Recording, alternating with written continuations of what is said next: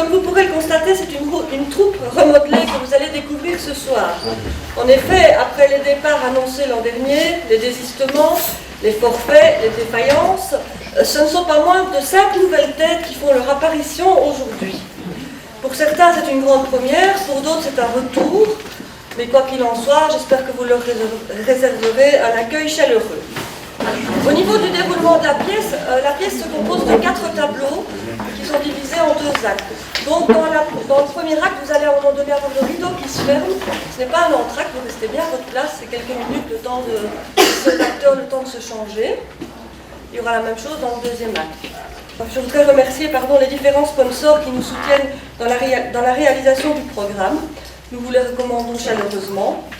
Je voudrais remercier aussi tous les bénévoles pour leur aide, que ce soit dans le comptoir, que ce soit au maquillage, que ce soit à la décoration. Il y a un bénévole en particulier qu'on voudrait remercier un peu plus que les autres parce qu'il s'est vraiment démené pour nous aider au niveau des décors et de la technique. C'est Eddy qui se trouve là.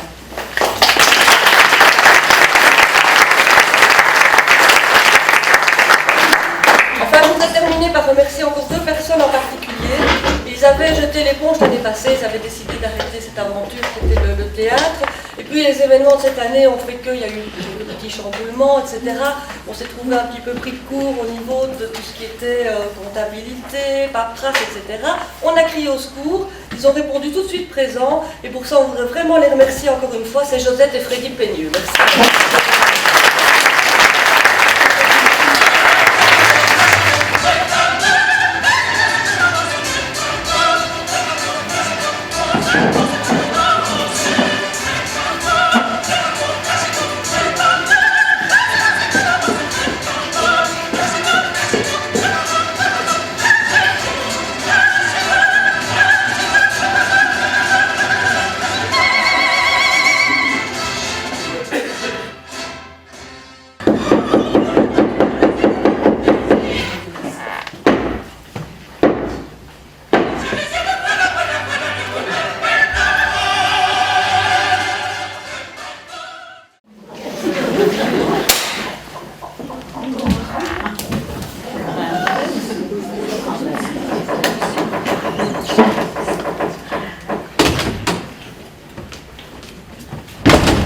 Allons bon, veuve, encore. Franchement, on aurait tout de même pu laisser un mot. C'est vous, Jean? Mais non, voyons, c'est madame. Bah, madame tout court. Ah ben oui, là, tout court. Et descendez au galop, Jean.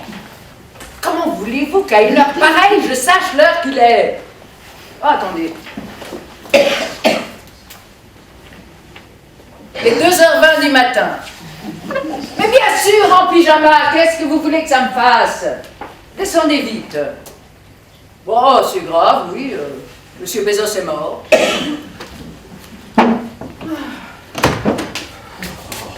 Voilà. Oh! Mais c'est abominable! Oh! Mais c'est inimaginable! Oh! Oh! Mais c'est incroyable! Incroyable, mais vrai. Vous n'avez rien entendu?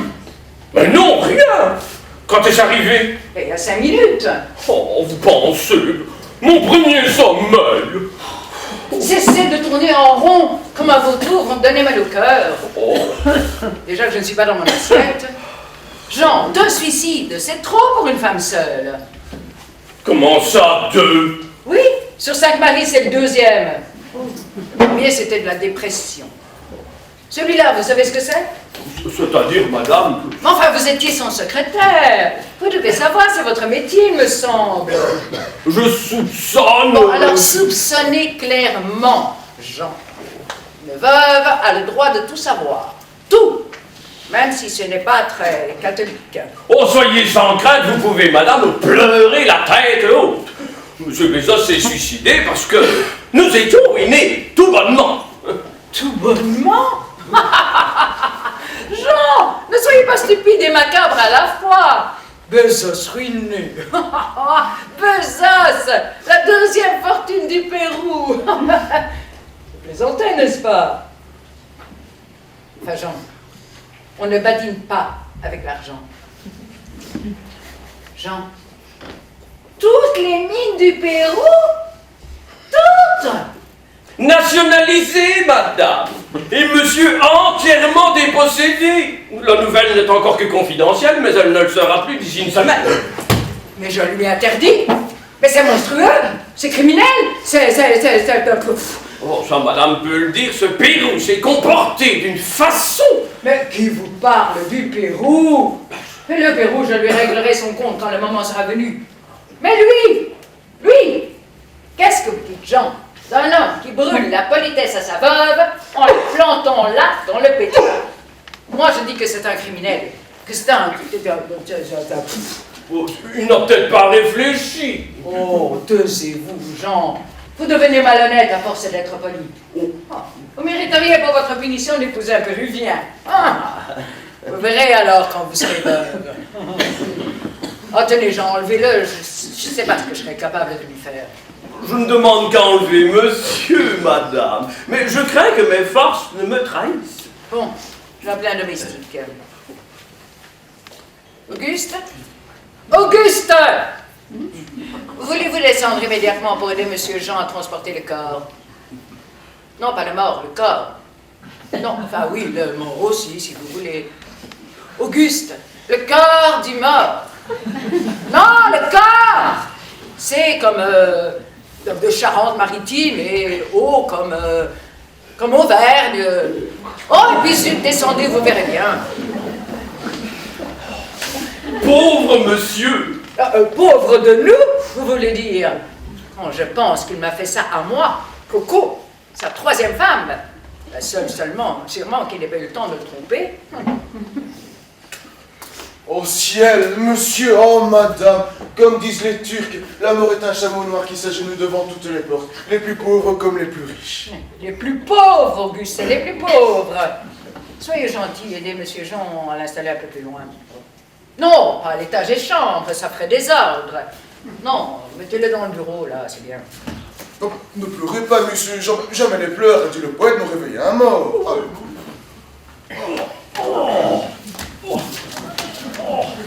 Je me demande bien pourquoi il est venu faire ça ici.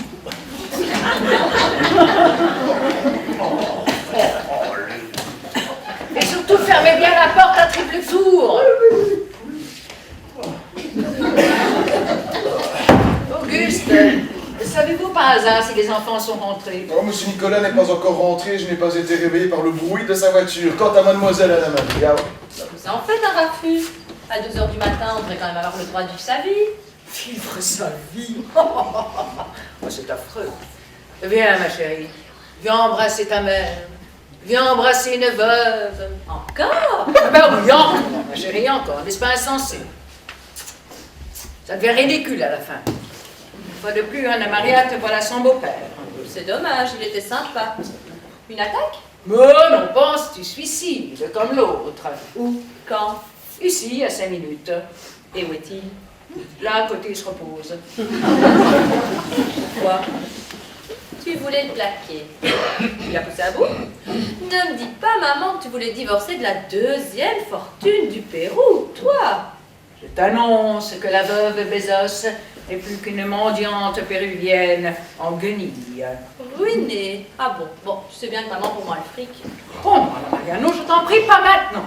Je ne suis pas d'humeur à t'écouter parler de l'injuste déséquilibre des relations nord-sud, de la famine et de la pauvreté en Afrique. Je ne me sens plus l'indulgence ni la gaieté des femmes riches. Je te préviens. Oui, non, je te rappelle, j'arrive à la maison, là. Bonsoir, maman. Et bonsoir, tout le monde. Eh bien, si vous arrivez, vous en faites tous une tête d'enterrement. Nicolas, nous te faisons grâce de ton humour noir. Oh, je fais de l'humour sans le savoir. Oh, c'est vrai, pauvre chérie, il ne sait pas. Installe-toi ici, Nicolas, assieds-toi. Parce que je suis sûre qu'à toi au moins, cette nouvelle va faire beaucoup de peine. Enfin, moi aussi. Ah oui, mais lui, c'est plus sérieux. Ce qui va lui faire de la peine, ce n'est pas tellement le mort, c'est le reste. Mais quelle mort, quel reste? Oh, le mort, c'est ton beau-père. Le reste, c'est notre ruine à nous. Bezos ruiné? Mort. Il est mort. Il est mort. Bah, Ah, ne me regarde pas comme ça, chérie, je n'y suis pour rien. Il l'a fait tout seul, je t'assure. Parce qu'il était ruiné. Ah, ça alors. Puis-je me permettre de suggérer quelque chose? Oui, allez-y, Jean, suggérez. Nous pourrions réveiller la cuisinière et lui demander de nous préparer quelque chose de chaud. J'irais bien vous le faire, mais la cuisine et moi. Nous savons, ma chérie, que tu es une intellectuelle. Nous boirons du champagne, comme tout le monde. Bon, Nicolas va nous servir. Asseyez-vous tous. Si, vous aussi, Auguste, la veillée peut être longue. La mort, dit Cervantes, est un moissonneur qui ne fait pas la sieste. Et justement, je pensais veiller, monsieur. Oh, inutile, Auguste, il aimait la solitude. Asseyez-vous. Nous avons des choses beaucoup plus constructives à faire.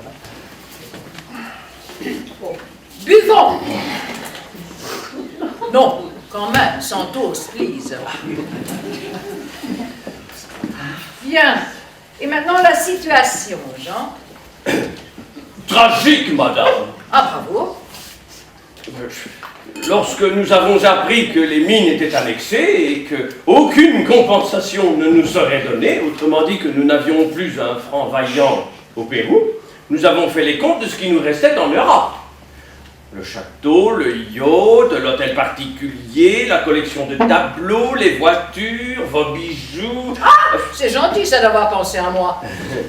Les parts de société, d'autres broutilles, tout cela faisait 8 millions, je crois. Eh bien, on pourra en nourrir quelques familles avec ça. Rien, mademoiselle, ces 8 millions, nous les devons. Quoi? Des dettes en plus? C'est que le Pérou est loin et nous faisions rapatrier l'argent lorsque nous en avions besoin. Il devait d'ailleurs arriver ces jours-ci. Nous payons le fisc et les dépenses sur 2 années et au point de vue du train de vie que nous menons. Et que j'ai la ferme intention de continuer à mener. Maman, arrête, tu veux. Quoi? J'ai fait beaucoup de sacrifices à ma vie. J'ai épousé 5 maris avant de devenir milliardaire. Et je le resterai, que M. Bezos le veuille ou non. Mais enfin, maman, on peut tout de même être heureux sans argent. Sans argent? Mais non, ça n'existe pas. Et surtout, je t'en supplie, ne viens pas me raconter, avec tous ceux qui n'arrêtent pas d'en gagner, que l'argent ne fait pas le bonheur. C'est vrai ça. Et si Bezos avait essayé de gagner autant d'argent à Paris qu'il en gagnait au Pérou, nous n'en serions pas là. Et il serait riche, au lieu d'être... Mort. Oh, bah, maman a raison. C'est le manque d'ambition qui l'a tué. Sans doute suis-je née sans cette ambition-là. Mais oui, mais on sait tous que tu rêves d'être un médecin sans frontières. Seulement, t'as pas de diplôme. Et de toute manière, tu ne tiendrais pas le coup. Toi, le BCBG, mais l'enveilleuse, tu veux? En tout cas, moi, je n'arriverai jamais à faire n'importe quoi pour gagner de l'argent. Oh, mais idiote, mais tout le monde fait n'importe quoi. Et aux pauvres, tu crois qu'on ne leur fait pas faire n'importe quoi pour ce que ça leur rapporte? N'ai-je pas raison, Auguste? Je ne suis pas à plaindre, monsieur. Je sais, Auguste, que vous vous amusez à nous observer. Vous écrivez un roman, d'ailleurs. Bon, à peine, madame, une broutille, sans doute, un essai, peut-être, mais que madame se rassure, je n'enverrai rien à mon éditeur avant d'avoir eu l'imprimatur de madame. Si tu t'étais retrouvée comme moi, à 16 ans, orpheline de charcutier ni soie, en plein soleil, sans avoir de quoi te payer une ombrelle, J'aurais donné ma main à couper que vous étiez du 16e et non des Alpes-Maritimes. un conseil, Jean, avec les femmes, ne donnez jamais rien à couper. Moi, très jeune, merci mon chéri, j'ai choisi d'être parisienne. Je pensais que ça irait bien mon style. Alors, figurez-vous Oh que... non, maman, tu vas pas encore nous bassiner avec l'histoire de ta vie. Mais pourquoi pas? Pas de venteux. Ben, pourquoi? Je n'ai rien à cacher. Et à toi, ça te servira de leçon. Mon idée géniale, c'est d'avoir choisi un prénom qui fasse drôle et parisien. Coco. Ça compte, madame le prénom. C'est l'étiquette. Le genre, le style viennent ensuite, ça se travaille comme les mathématiques. J'ai beaucoup travaillé. Mes parents m'avaient folkloriquement baptisé Mireille. Mireille, vous vous rendez compte? Bon, passons les années terribles pour arriver aux années bêtes. J'avais 18 ans, il était italien, il était ravissant. Il dansait le tango sur la Riviera. Oh, mes enfants. Il dansait comme d'autres font leur prière. Il dansait. Mais il ne voulait pas m'épouser. Moi, je le voulais, je l'ai eu. Maman! Ah, et toi aussi, je t'ai eu par la même occasion. Et là, ce beau plumage fait passer mes viandes. Eh oui, Auguste, trop beau plumage. C'était un gigolo. Oh, oh. Oui. Nicolas et cette table qu'il avait gagné à une loterie, c'est en un an les deux seules choses que j'ai pu tirer de ce premier mari. Une autre coupe, maman. Eh bien, volontiers, mon chéri, mais ne crois pas que ça me fera taire. Moi, vous savez, une fois que je suis partie, si je ne vous ennuie pas. Au contraire, madame, vous me ravissez. Oui, donc si je comprends bien, nous en sommes à mon premier beau-père. Oui, celui-là, c'est lui qui me voulait à tout prix. Il m'a eu. C'était un représentant de commerce. Oh, il savait bien vanter sa marchandise. Oh, triste marchandise. Je l'ai quitté enceinte d'Anna Maria et pauvre comme la femme de Job. Nicolas grandissait, moi aussi je suis devenue majeure. C'est alors que j'ai décidé de devenir intelligente. C'était pas bête. Et telle est la misère sur les pauvres, je me suis jetée sur un riche. Il était anglais, lord, distingué, amoureux. Bah, pas d'une jeunesse à toute épreuve. En tout cas, pas à l'épreuve de l'amour. Je me souviens, madame, j'avais coûté beaucoup d'argent, de quoi payer beaucoup d'impôts. Il fallut manger, donc nous remarier. Et je choisis mal. J'ai épousé un faux prince russe, un imbécile réactionnaire qui fit du tort à tout le monde, et surtout à Nicolas qui le rendit snob. Oh, oh. Parfaitement snob. Alors moi, n'en parlons pas, il m'a fait croire qu'il était cousu d'or. Il ne l'était pas, et heureusement, lorsque nous nous en aperçûmes, M. Bezos était déjà passé par là. Et un riche péruvien qui passe, ça fait un certain effet à une princesse russe. Surtout fausse. Surtout au prince congédié qui, lui, s'est suicidé. Dieu ait son âme. Et voilà maintenant que celui-là nous abandonne au bout de 6 mois en nous laissant dans la Maman! dans la misère.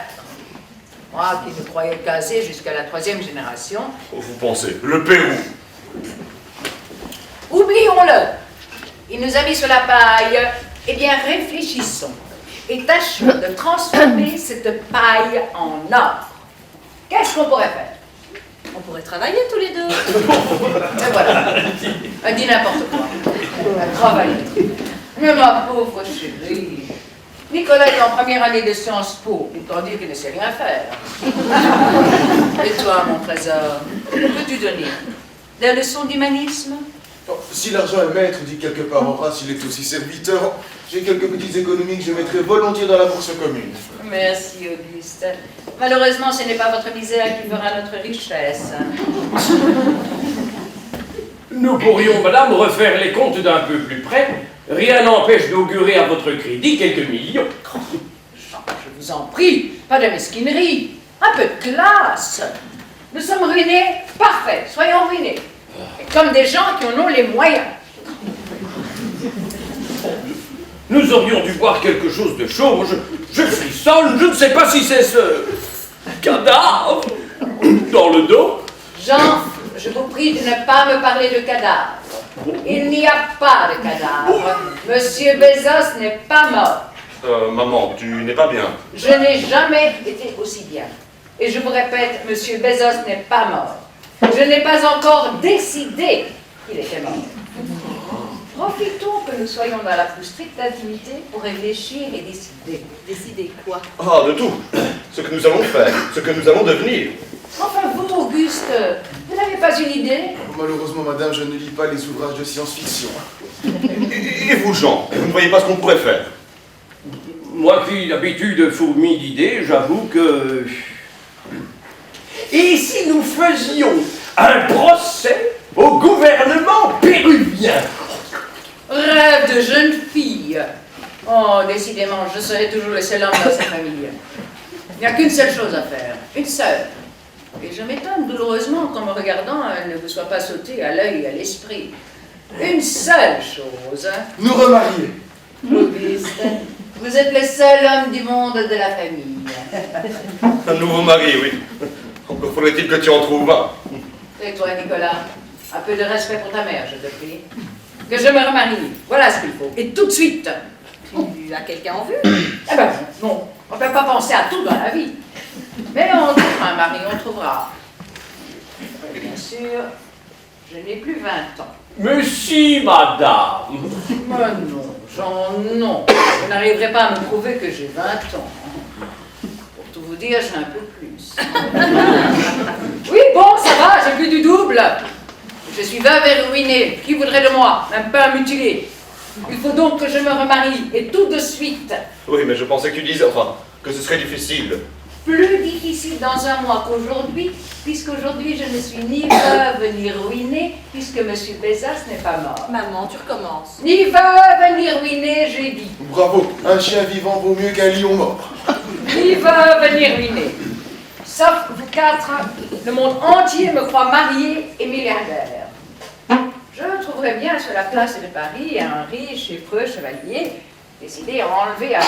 Bézas sa riche et suffisante femme, tandis que je ne trouverai jamais un Saint-Vincent de Paul résigné à épouser une mendiante péruvienne en guenille, mère de 2 enfants bon à rien. Parfaitement bon à rien.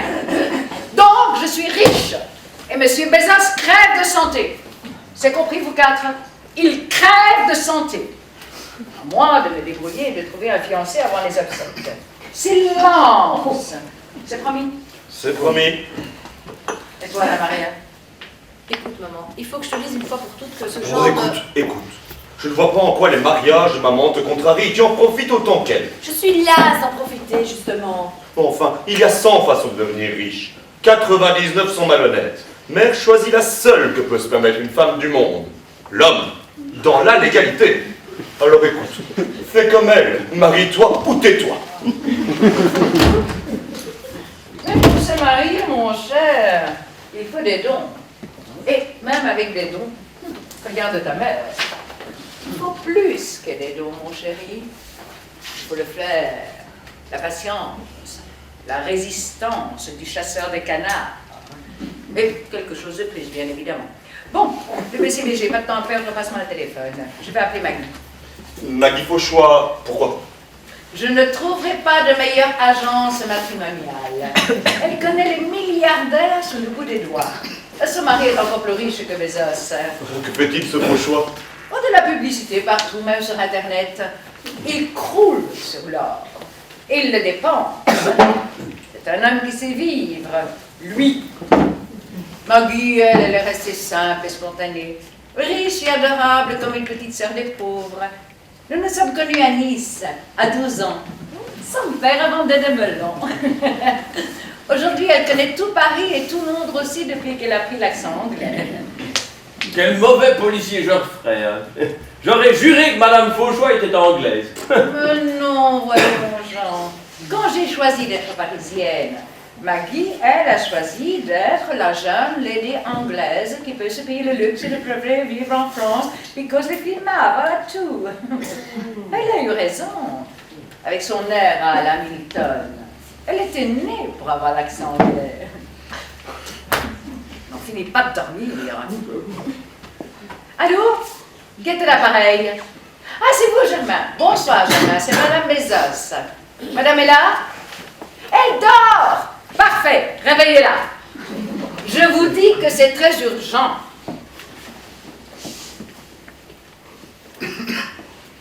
Excuse-moi de te réveiller à une heure pareille, ma chérie. Au fait, quelle heure est-il? 3h30, madame. 3h30 du matin? Oh, c'est plus que le temps passe vite. On bavarde. Comment? Tu venais de t'endormir? Oh, bon, tant mieux. J'avais peur que tu ne dormes depuis longtemps. Bon, écoute, ma chérie. Puisque tu es encore dans un demi-réveil, mais vite quelque chose sur tes épaules, prends ton carnet d'adresse et viens me voir. Ma chérie, mais n'importe quoi. Un manteau du soir sur ta chemise de nuit. Le carnet d'adresse aussi. Si j'y tiens, c'est la clé de voûte. Sois gentil. Saute dans un taxi comme une midinette. Je t'adore. J'ai beaucoup réfléchi pendant ce coup de téléphone. Ah bon? Pas trop fatigué, Jean?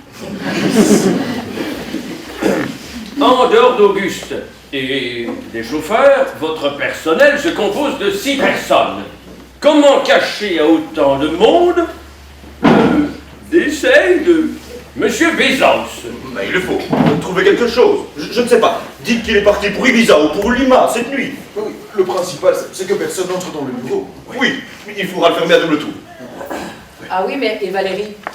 Oh, Valérie. Mademoiselle Valérie. Oh, nous n'avions pas pensé à Valérie. Oh, jamais elle ne croira que M. Bezos ait pu partir sans la prévenir, sans lui dire quand il reviendrait, sans se faire une piqûre, sans prendre ses comprimés. Jamais elle n'admettra que le bureau lui soit interdit. Non, Valérie n'admettra rien. Ce monstre avionnaire major échappé des guerres de l'Empire ne croit qu'en une seule personne, M. Bezos. Ouais. Valérie se méfiera. Elle se méfiera, oui, mais alors, si le bureau est fermé à clé, nous ne risquerons rien. Mais Nicolas a raison. Au diable, Valérie! Et maintenant, allez vous coucher, mes enfants. Maggie ne va pas tarder. Bonsoir, Nicolas. Au revoir, maman. Auguste, veuillez attendre vous-même, Madame Fauchois, pour qu'elle ne réveille pas le reste du personnel en son nom. Au revoir, Jean.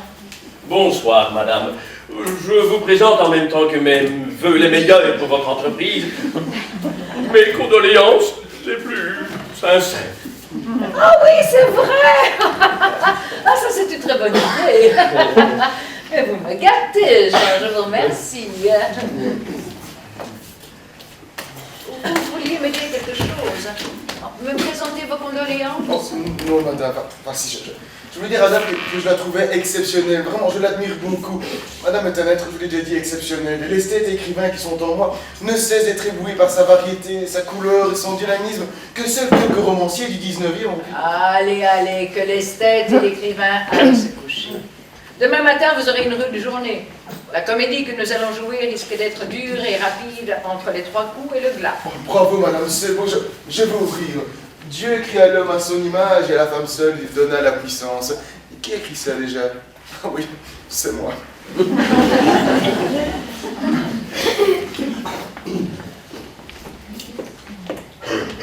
Coco, darling, ce que tu m'as fait peur. Pourquoi tout ce mystère? Comme je te connais, j'ai tout de même les perles. Je me suis dit, si c'est une surprise sportive, je ne serais pas trop déshabillée. Ma pauvre Maggie, surprise il y a, mais pas de party. Coco, what's the matter? D'abord, assieds-toi, ensuite, cramponne-toi, et enfin, écoute-moi. Mes oreilles sont à toi, mon trésor. Maggie, je suis ruinée, complètement ruinée. Oh, c'est très intéressant ce que tu me dis là. Ruinée! Pocheur, ce n'est pas possible, tu te fous de moi? Ruinée, ratiboisée, rasée, tondue au double zéro. Mais qui t'a fait un coup pareil? Le Pérou! Oh, le salaud! Mais dis-moi, darling, ce pauvre Bezos, comment a-t-il pris la chose? Plutôt mal, même très mal. Très mal. Oh, pauvre cher Eduardo, où est-il? Là, à côté, il se repose. Oh, pauvre chou. Je vais aller lui dire un mot de consolation. L'amuser un peu dans sa douleur. Oh, il n'en a plus besoin maintenant. Il est mort. Mort? Dead? Ah, complètement dead. Oh, Coco, tu n'aurais pas dû faire ça. Je sais bien qu'il n'était plus très sexy. Mais enfin, ce n'est pas une raison, tu vas avoir des histoires. Vous êtes tous merveilleux. Mais ce n'est pas moi qui l'ai tué à la fin. Il l'a fait tout seul. Oh, tant mieux. Poor little darling. Coco, viens pleurer sur l'épaule de Maggie. Qu'est-ce que tu vas faire? Me remarier. Avec toi. Avec moi, chérie. Avec ton aide. Quelle merveilleuse idée. Quand? Tout de suite. Oh, tu as raison, mon chou, il faut battre le fer tant qu'il est chaud. Mais avec qui? Avec justement, ma chérie, c'est ce que je voulais te demander. Avec qui? Trouve-le-moi, l'homme riche. Vite. Tu comprends pourquoi? Je ne peux pas conserver Bezos comme ça pendant des semaines. Donc, tu le trouves, je le vends, je lui dis que je veux divorcer pour lui, et le lendemain, la bouche en cœur, je lui annonce que Bezos s'est suicidé en apprenant que j'allais le buter. Chérie, you are wonderful. Si j'avais le quart de ton intelligence. Oh, ce n'est pas de l'intelligence, Maggie. C'est l'instinct de conservation. Et ma conservation me dit que j'ai besoin d'un milliardaire. Et je compte sur toi pour me le trouver. C'est pourquoi je t'ai demandé le carnet d'adresse. Tu l'as pas oublié au moins. Non, le carnet d'adresse. Le voilà. Donc, regardons. Et d'abord, éliminons les hommes mariés, j'ai pas le temps de les faire divorcer. Mais comment veux-tu que je le trouve? Que je te le présente? Que vous vous plaisiez? Que vous partiez ensemble? Tout ça en 2 semaines? Qui te parle de 2 semaines? Mais tu es affreuse pour Bezos qui attend. Non, il faut que dans les 3 jours, l'affaire soit dans le sac. Le tout, c'est de faire venir ici demain l'élu ou les élus. Le reste, je m'en charge. Well, cherchons l'élu. Marié. Ah, Blaise. Blaise? Célibataire. On dit qu'il n'aime pas les femmes. Est-ce que ça te gêne? En d'autres temps, non. Mais pour tout ce que je dois lui faire faire en 48 heures, j'ai besoin d'un enthousiasme. Marié. Bezos. Ah non, trop tard, il est là. Alors, pour les 1000 de manche, beau garçon, distingué, 45 ans, célibataire, bon bridger, champion de golf, bien élevé, parfait pour faire un quatrième. Ouais. Seulement, je crois qu'il faut l'entretenir. Il n'a pas un penny. Chérie, je t'en prie, ne perdons pas de temps avec le malheur des autres. Marié, encore, fiancé, homme, qui sait. Peut-être un ado de longue vie, je le connais peu. Je ne me rappelle même pas de la tête qu'il a. C'est une relation de mon mari. Je sais qu'il est célibataire et que c'est une des plus riches parties de France. Ah, c'est quoi, Justin? Banque. Au pluriel. Évidemment. Oh, attends, je note son numéro de téléphone. Coco Langvé. Madame Antal Langvé. Le nom ne me casse rien. Enfin, tant pis, prenons l'argent comme il se nomme. Madame Longueville. Longueville! Longueville! Et ce n'est peut-être pas un mauvais présage après celui-là. Tu permets? Allô, Jean? Je vous réveille. Oui, mais c'est pas grave. Écoutez, demain matin, à 9h, vous téléphonez à monsieur Longueville. Anatole Longueville, les banques. 01 41 16 36 12. Vous lui dites que monsieur Bezos désire le voir ici à 13h pour une affaire de la plus haute importance. Ma chérie, je te couvre de baisers et de remerciements. Et maintenant, retourne chez toi et va te coucher. J'espère demain soir t'annoncer mes fiançailles. Darling chérie, si tu as besoin de quelques liquidités... Oh, tu es un amour. Mais j'ai fait mon marché ce matin. Je ne me fais pas de mauvais sang pour toi, mais je ne veux plus te voir comme avant ton 3e mariage. Installé avec tes enfants dans 3 petites chambres au Ritz, sans chauffeur, sans voiture, obligé de prendre un taxi comme une bonne. Tout de même, ma chérie, le Ritz, c'est sans vol. Je vais prier et promettre des sommes folles à mon English Church pour que Longueville soit à la hauteur. C'est ça. Prie, dis des chapelets et que Dieu t'entende et nous excuse. Je te dis merci. Et peu cher, moi je te dis merde. Oh, c'est gentil. Souhaite-moi la santé, surtout, ma chérie. Il va m'en falloir, tu sais. Recommencer à zéro à mon âge, je n'avais vraiment pas mérité ça. Oh! Motus sur les morts. Je serai un tombeau. Un tombeau. Oh!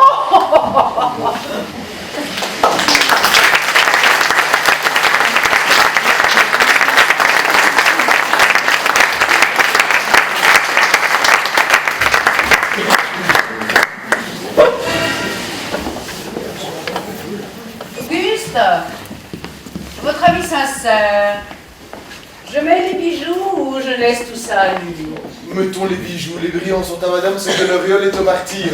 Et puis d'ailleurs, madame disait pas tout à l'heure qu'il valait mieux ressembler à une jeune épouse riche, plutôt qu'à une vieille chose opinée. Je n'ai certainement pas dit vieille, Auguste. Quelle heure est-il? 12h50, madame. Je vous fiche mon billet comme un banquier, c'est à l'heure. Courage, Auguste, courage. Vous êtes prêts? Bien. Vous avez barbouillé mon assiette de caviar, c'est très bien.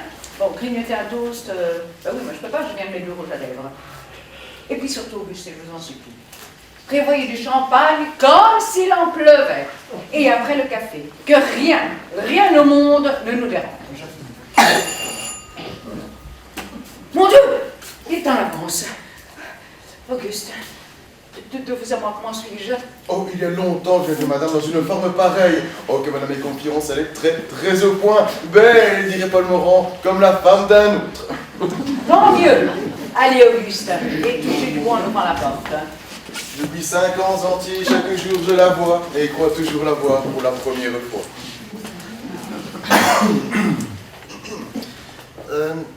Monsieur Anatole Longueville.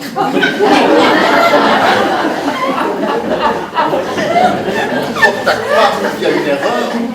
Je vous ai dit, mon ami, que j'avais rendez-vous avec Monsieur Bezos. Madame, je vous prie de m'excuser. Vous excusez? Mais de quoi, grand Dieu? Entrez, entrez donc, cher monsieur Longueville. Je suis Madame Bezos. Cocteau Bezos. Alors, c'est mon mari que vous cherchez. À vrai dire, je ne cherche personne. Monsieur Bezos m'a fait demander de passer venir le voir aujourd'hui à 13 h. Je n'ai pas l'habitude de me laisser convoquer par des gens que je ne connais pas, même s'il m'arrive de les connaître de réputation. Et je ne me serais certainement pas déplacé si vous n'habitiez la porte à côté. Quelle porte, cher monsieur Longueville? Madame, je suis propriétaire de l'hôtel particulier qui est derrière le vôtre. Le mur de nos jardins est mitoyen. Le platane qui vous ombrage aussi heureusement est à moi. Oh, mais que c'est inouï, mais que c'est fantastique, mais c'est génial. Nous étions voisins, mitoyens même. Je ne le savais pas, on me l'avait caché. Si je m'étais douté qu'il était à portée de la main. L'est-il? Je dis qu'on s'imagine toujours que les voisins sont des gens antipathiques. Ah, c'est vraiment ridicule. Pouvais-je supposer qu'à portée de la main, enfin, je veux dire, à une branche de platane, vivait un voisin aussi charmant. Mais asseyez-vous donc, cher monsieur Longueville. Nous allons boire à son bon voisinage. Primo, je ne bois d'alcool en aucune circonstance, y compris celle-ci. Secundo, je crois avoir rendez-vous ici avec monsieur Bezos. Et tertio. Rendez-vous? Ici? Ah, ici même, madame, sinon, je n'y serais pas. Il doit y avoir un malentendu, cher monsieur Longueville. Mon mari n'est pas là aujourd'hui autant que je sache. Mais asseyez-vous donc, cher monsieur Longueville. Eh oui, nous formons hélas un de ces nombreux ménages qui n'ont plus en commun que le nom qu'ils portent. Et pourtant, Dieu m'est témoin que je n'aspire qu'à être l'épouse d'un homme fidèle, d'un casanier, d'un sédentaire. Vous voyagez beaucoup dans les banques? Comment savez-vous, madame, que je suis banquier? Mais voyons, si Bezos est un nom célèbre au Pérou, monsieur Anatole Longueville est un nom au moins aussi célèbre en France. Anatole, j'avais justement un ami de jeunesse qui s'appelait Anatole. Oh, c'était un garçon charmant. On l'appelait Nana. Je n'ai jamais pensé avoir le privilège d'être l'unique Anatole de France. Pensez-vous vraiment que M. Bezos m'ait fait faux bon? Ce serait assez cavalier de sa part. Il doit certainement y avoir un malentendu, cher monsieur Longueville. Attendez, je vais appeler le secrétaire de mon mari. Ah, mais moi, vous savez, je ne suis pas au courant de ce qu'il fait. Je l'attends à la maison, je tricote. Jean, voulez-vous descendre, je vous prie? Non, pas commode. De toute manière, cher monsieur Longueville... Est-ce que je vous dérange? Affaire Bezos. SOS. Ah oui, en quelque sorte. Est-ce que je vous dérange? Parlez, de quoi s'agit-il? Mais il ne s'agit de rien du tout. Ah ben, voilà justement le secrétaire de mon mari. Vous allez pouvoir tirer cette affaire au clair. Est-ce vous, monsieur, qui m'avez fixé ce rendez-vous?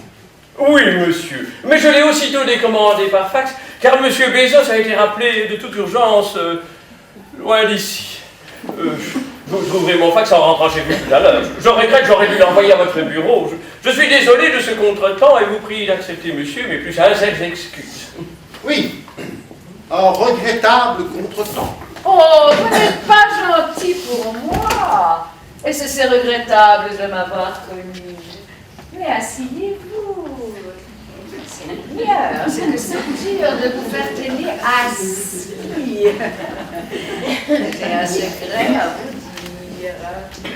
Un secret? À moi? Voulez-vous me rendre un grand service? Ah, si c'est pour un placement, je vous adresserai un de mes fondés de pouvoir. Je ne veux pas de votre fondé de pouvoir. C'est le pouvoir. C'est vous que je veux. Oui, je vous ai, je veux vous garder. Quelques grains de caviar avec moi? Oh, Oh, rien ne fait plus triste, rien ne fait plus deuil qu'un caviar solitaire. Rien n'est plus charmant que le caviar à deux. Un grain pour vous, un grain pour moi. Nous piquerons tels des pigeons. Tels des pigeons. Attendez, je sonne. Oh, déjà! Je crains, chère madame, que vous n'en soyez pour vos frais. Je ne prends jamais, à l'heure du déjeuner, qu'une tasse de cacao et une pomme. Je mène une vie très simple. Oh, mais c'est parfait! Je suis une femme facile. Simple. J'adore la simplicité. C'est M. Bezos qui m'étouffe de son luxe démodé parce que pour lui, je suis un merveilleux signe extérieur de richesse. Moi, je vivrais nue, les cheveux au vent. Enfin, je nourrisson de cacao et de pommes comme tout un chacun. Ah, je rêve d'une vie frugale, autonome, champêtre, comme... Dis-moi déjà la cigale de la fourmi. La fourmi, je présume. Le cacao, c'est une idée simple et géniale. La fourmi, votre voisine, vous en remercie.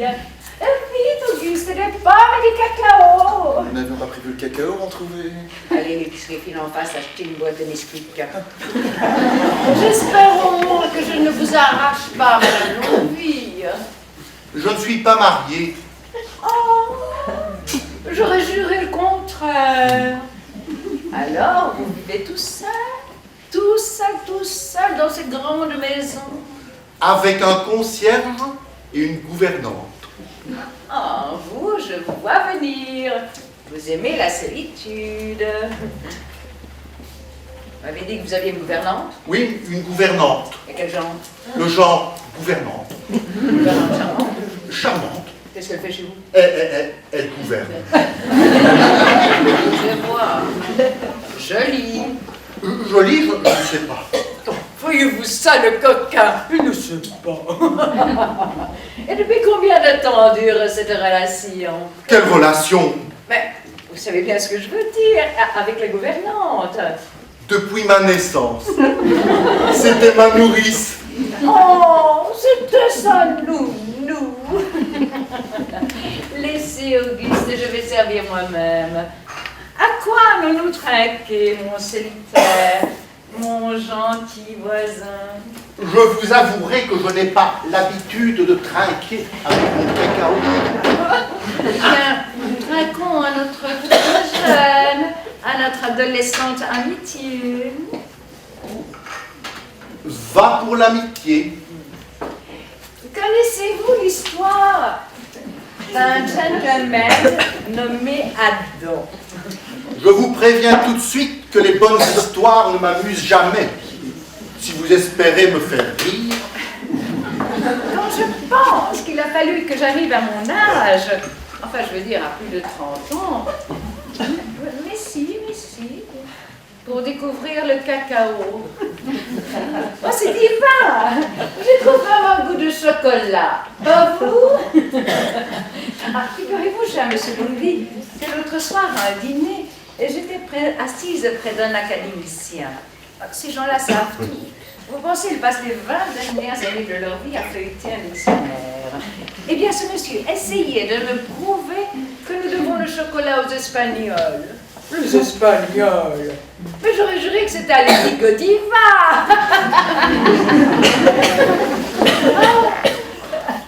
Vous n'auriez pas dû retirer vos lunettes. Quel beau regard vous avez. J'ai perdu ma pomme. J'ai perdu ma pomme. Voilà, retrouvez cette coquine. Ah, la sérénité. Deux cœurs, une chaumière, vivre ainsi en robe de chambre dans le ventre tiède, m'habiller avec un homme qu'on estime, qu'on aime peut-être. Vous n'avez pas vu ma pomme. Pardonnez-moi si je suis indiscrète, Anatole, mais il paraît que c'est comme une charme. Alors, pardonnez à mon charme et répondez-moi, qu'est-ce que vous aimez dans la vie? Qu'est-ce qui vous passionne? Qu'est-ce que vous désirez? Enfin, qu'est-ce qui vous fait gousi-gousi dans le dos lorsque vous y pensez? Le travail? La domination? L'argent? L'amour? Les pommes. Monsieur, on vous offre elle, mais vous ne pensez que la pomme. C'est exaspérant. Son charme, sa féminité. N'y a-t-il pas là-dessous un cœur qui bat un peu plus vite Lorsque je monte les escaliers. Et aussi lorsque je les descends. Monsieur Longueville, seriez-vous fait de bronze, de chêne, de marbre? Rien jamais ne vous fera faire un excès, un écart de folie. Si, les pommes. Non, ça je ne peux pas le supporter. Allez vous faire pendre avec vos pommes. Pour qui me prenez-vous à la fin? Pour une nurse? Je suis une femme, moi, monsieur Longueville. Une femme! Vous savez ce que c'est?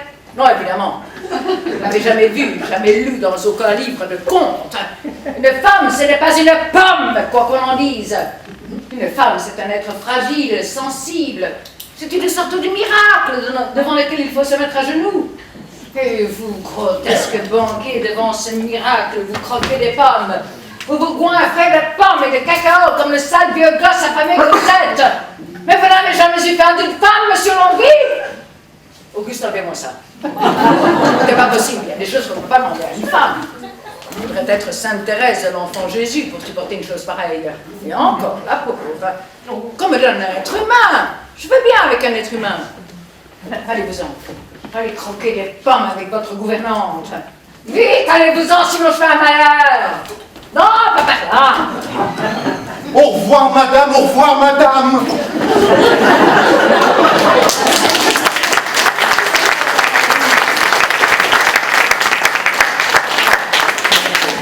Allons-nous devenir Auguste si les hommes se mettent à jouer les femmes inaccessibles? Oh, que madame ne regrette rien, le quai était désespéré, et comme disait Vespasien, le renard change de poil, non de caractère. Allô, Maggie? Écoute, ma chérie, le jour où nous serons vraiment brouillés, je t'enverrai à Anatole Longueville passer un week-end chez toi. Mais chérie, mais tu ne l'as certainement jamais rencontré. D'abord, c'est un obsédé qui veut tout le temps croquer une pomme. Ben non, chérie, non, pas cette pomme-là. J'étais géniale de charme et de féminité. Malheureusement, j'étais la seule à en profiter. Maggie, je suis toujours au point mort. Toujours veuve et toujours ruinée. Eh bien oui, à bloquer commencer. Tu as le carnet d'adresse? Regarde un peu vers la fin, alors dans les RST, UV, UV... Quoi? Comment dis-tu? Un veuf? Ah oui, bien sûr, avec plaisir. Comment? Xavier. Xavier de Vautoban. Comte! Comtesse de Vautoban. Ah. Dis, celui-là, tu le connais au moins. Il fait 60 ans, chauve, moustache blanche, une jambe raide. Quoi? Laquelle? Ah bon, très bien. Tu me l'envoies tout de suite, on gagnera du temps. Oh, dis, si tu en trouves d'autres, tu me les envoies aussi. Moi, je ferai le tri sur place, je centralise. Je ne te dis pas merci, ça coupe la chance. Au revoir, ma chérie. Oui, ma chérie. Oui, ma chérie. Oui, ma chérie. Bon, et maintenant, un ou deux, ma chérie. Tu me surprends en plein travail, mais ça ne fait rien. Je t'écoute. Eh bien, vas-y, je t'écoute. Oh, tout ce que je pourrais te dire, tu le sais, tu le devines. Je ne pourrais te dire que ce que je ressens, et j'imagine que cela t'est tout à fait égal. Ce n'est pas maintenant que tu vas changer, moi non plus. Ben, toi, tu pourrais essayer. C'est plus de ton âge que du mien. Moi, essayer? Tiens, pourquoi? Ah, vous êtes merveilleuses, tous les mères. Un beau jour, vous décidez d'avoir un enfant. Décidez. Vous avez un enfant, et vous restez persuadé toute votre vie que parce que vous lui avez fait l'honneur de le faire, vous avez le droit de le défaire, de le refaire, de le transformer. Pourquoi veux-tu que ce qui ne te choque pas ne me choque pas non plus, et ce qui t'intéresse m'intéresse aussi? Tu es cynique, très bien. Tu as de l'argent, très bien. Ne dis pas toujours très bien, comme ça tu m'agaces. Tu es réaliste. Très bien. Pourquoi ne serais-je pas sentimentale? Tu as la drôlerie, le charme, l'intelligence. Et toi, le cœur, j'imagine. Tu crois que parce que je te juge mal? C'est faux. Tu as du cœur, toi aussi. Assez de cœur pour faire une femme comme les autres. Peut-être pas pour faire une mère comme je l'aurais souhaité. On ne choisit pas. On devrait pouvoir. Quoi? Tu ne m'aurais pas choisi? Non. Comment oses-tu me dire cela à moi qui nécessite de te gâter, de Oh te non, choisir? maman, ne reviens pas encore avec le récit de tes veillées, s'il te plaît. Tu me fais de la peine. Je sais, et je ne voulais pas. Tu sais, je t'aime comme tu es. Mais je crois que si je continue à rester ici, je ne t'aimerai plus du tout. Et je ne veux pas en arriver là. Enfin, mais pourquoi me dis-tu ça maintenant, tout d'un coup? Maman, je t'ai vu avec cet homme. Pas longtemps, pas exprès, mais je t'ai vu tout à l'heure. Maman, t'étais grotesque. Lui aussi. Imagine que si t'étais un homme du monde, tu aurais eu l'air du... Ma chérie, avec un homme du monde, je me serais conduite en femme du monde. C'est une chose que je sais faire aussi. Maman, tu étais prêt à l'épouser, ce pantin. Oh, écoute, Maria, d'abord c'est moi qui les épouse. Jusqu'à présent, tu n'en as pas eu que je sache les inconvénients. C'est moi qui les supporte. Alors, qu'est-ce que ça peut te faire? Que ce soit Bezos, longue vie ou Montauban, tout ça, ça ne fait pas tellement de différence. Ça ne fait pas tellement plus de différence que d'avoir son crédit, son compte au Crédit Agricole ou à la BNP. Or, à mon âge, et avec 2 enfants comme vous, il est nécessaire d'avoir un compte. Le Crédit Agricole, la BNP, l'argent n'a vraiment pas d'odeur. Il est idiot, ton proverbe. L'argent a toujours une odeur merveilleuse. Ah, si j'étais sûre que Nicolas et toi, vous ayez une vocation de martyr ou de saint, je renoncerais à tout. C'est pour vous uniquement que je lutte, par amour pour vous. Je ne veux pas que vous passiez comme moi des années à vous battre avec des mains vides contre des portefeuilles pleins. Mais tu ne pourrais pas essayer de trouver autre chose, cette sordide chasse aux mecs friqués? Ah, parce que tu crois que ça m'amuse? Oui. Tu as raison. Bien, moi, je préfère travailler. Ça recommence. Mais il y a 6 millions de chômeurs en France. Et tu ne sais rien faire. Et tu veux trouver du travail. Eh bien, je vais essayer. Oh, tu me fais pitié. Eh bien, je serai honnête pour en pitié. Non, on fait pitié. Et voilà tout. Car la pauvreté, mon petit, ça ne plaît à personne, ça n'intéresse personne et ça n'amuse personne. Regarde, c'est caressant, c'est essayons la richesse. Maman, non, je suis désolée. Paris coule sous les SDF, les mendiants, les paumés, les banlieues explosent et toi tu m'exhibes ton sale fric sous le nez, tu me dégoûtes. Ne fais pas attention à elle. Elle nous fait une crise d'adolescence tardive. Laisse-la partir en métro, elle reviendra nous présenter son nouveau copain en BMW. Je ne me fais pas de soucis pour Anna Maria. Elle réussira mieux que nous. Oh, Nicolas, de temps en temps, tu me fais peur. Oh, quel poète chantera le douloureux calvaire de mère de famille. Oh, Auguste, Jean, mes amis, vous avez vu Longue Vie? Une catastrophe. Bon, nous remettons ça tout de suite. J'ai téléphoné à Maggie, elle va m'apporter d'autres candidats. Alors, Jean, même processus que tout à l'heure. Et vous, Auguste, je vous en supplie, ne soyez pas regardants. Prévoyez tout. Café, thé et cacao, évidemment. Jus de fruits, cocktail, champagne, liqueur, souper, de luxe, toute la gamme. Et s'il le faut, des confettis, des serpentins, et pourquoi pas un feu d'artifice et des tziganes. Je ne sais pas. Vous croyez savoir, je ne sais plus. Qu'est-ce qui se passe, Auguste? Vous qui m'avez si souvent vu, soutenu, aidé, que se passe-t-il? Aurais-je perdu la main? Oh, la main de madame est une main de maître. C'est plutôt la matière première qui me semble difficile à sculpter. Je croyais pourtant pouvoir m'attaquer à tous les sujets, posséder toute la palette. Et je me rends compte que ce matin, il m'a manqué une couleur. Enfin, Jean, que veulent les hommes aujourd'hui? Quel est le plat du jour? La tête ou les jambes? Dois-je réciter des vers, montrer mes cuisses? Oh, madame! Il n'y a pas de « oh, madame ». Je vous demande un conseil. Qu'est-ce qu'il faut leur jouer? Pretty woman? Ou mère courage? Je crois que dans votre situation, madame, mère courage... Bon, va pour mère courage. À partir d'aujourd'hui, Auguste, je vous autorise à m'appeler petite mère. Oh, madame, je n'oserai jamais. Il faut oser, Auguste. Nous oserons tout. Nous risquerons tout. Courage, mes enfants. C'est une mère qui vous le dit, courage. Nous séduirons vos toubans. À moi compte. 2 mots.